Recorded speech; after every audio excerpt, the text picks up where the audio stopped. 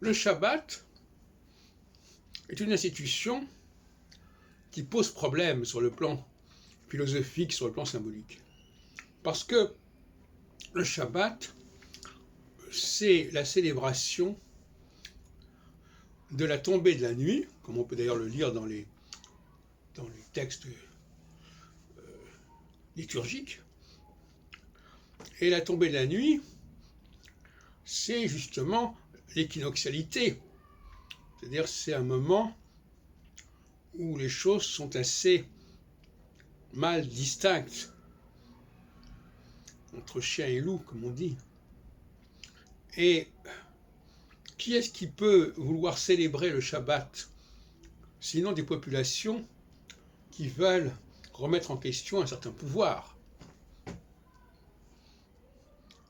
pouvoir qui serait symbolisé justement par le contraire du Shabbat, c'est-à-dire la culmination.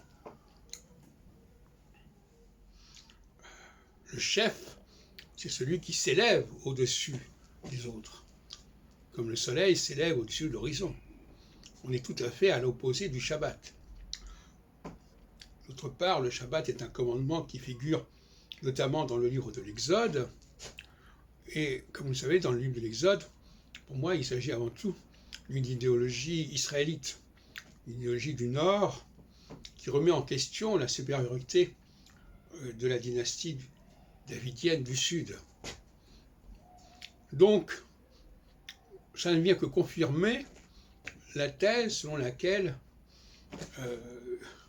tout le livre de l'Exode, et notamment les 10 commandements d'ailleurs, sont une invention des Israélites avec pour but politique de niveler la société et de remettre en question toute forme de supériorité et de verticalité.